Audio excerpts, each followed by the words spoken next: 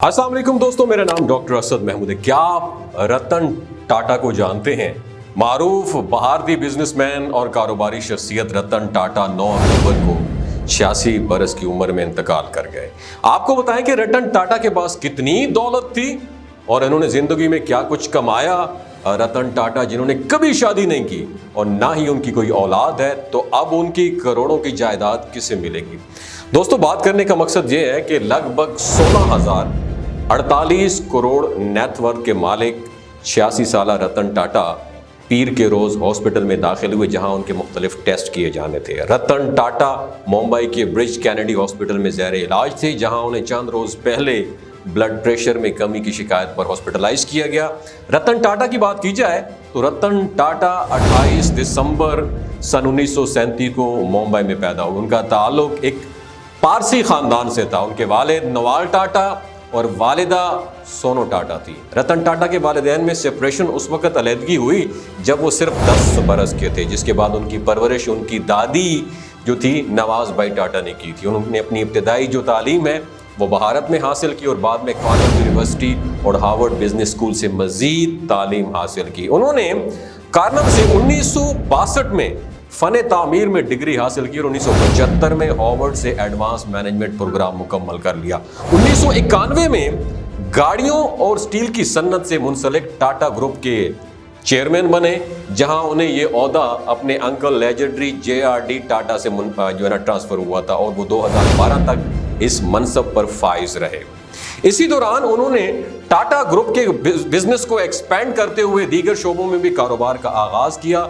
इन्हीं की क़यादत में टाटा मोटर्स ने एक ऐसी गाड़ी भी इंट्रोड्यूस करवाई जिसे दुनिया की सस्ती तरीन गाड़ी कहा गया, और एक अंदाजे के मुताबिक रतन टाटा लगभग 16,048 करोड़ भारतीय रुपयों की नेटवर्थ के मालिक थे।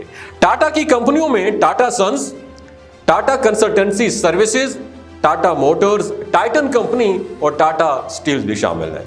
रतन जो टाटा है, अपनी रिटायरमेंट के बाद टाटा सन्स के साबिक चेयरमैन के तौर पर तकरीबन 2.5 करोड़ भारतीय रुपयों का सालाना मुआवजा वसूल कर रहे थे। और रतन टाटा के पास बहुत ज़मीनें जायदादें भी थीं, जिनमें उनका मुंबई के अंदर एक समुंदर के बिल्कुल सामने वाला घर भी है, जिसकी कीमत लगभग 150 करोड़ से ज़ायद बताई जाती है। रतन टाटा ने कभी शादी नहीं की और अपनी ज़िंदगी का ज़्यादातर हिस्सा कारोबार और इंसानियत की खिदमत में गुजारा। वो अपनी सादगी और शराफत की वजह से भारत में एक मिसाली शख्सियत के तौर पर जाने जाते थे। रतन टाटा ने शादी नहीं की और उनके कोई बच्चे नहीं हैं, और 2011 में उन्होंने कहा है कि मैं 4 बार शादी के करीब पहुंचा, लेकिन हर बार किसी न किसी वजह से पीछे हट गया। और 1998 में टाटा की क़यादत में टाटा मोटर्स ने टाटा इंडिका को इंट्रोड्यूस करवाया, जो हिंदुस्तानी गाड़ियों की सनत की तारीख में बहुत अहम मोड़ है।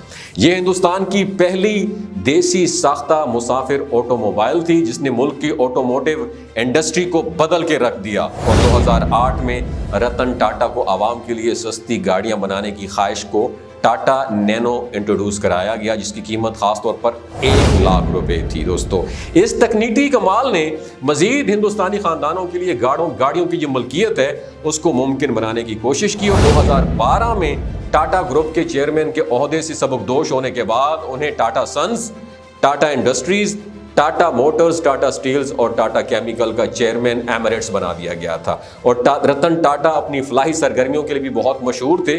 वो तालीम, सेहत और गुर्बत के खात्मे के लिए मुख्तलिफ मनसूबों पर सरगर्म रहे, और टाटा ग्रुप के मुनाफे का आज बहुत बड़ा हिस्सा फलाही कामों के लिए मुख्तस किया जाता है। रतन टाटा को भारतीय हुकूमत की जानिब से पद्म भूषण 2000 और पद्मा भूषण 2008 जैसे टाइटल से भी नवाजा गया। ये दोनों एजाज़ात भारत के आला तरीन शहरी एजाज़ात में भी शामिल हैं। इस वीडियो के बारे में आप क्या कहते हैं नीचे कमेंट सेक्शन में ज़रूर बताइएगा। अपना और अपने साथ रिश्तों का ख्याल रखिए।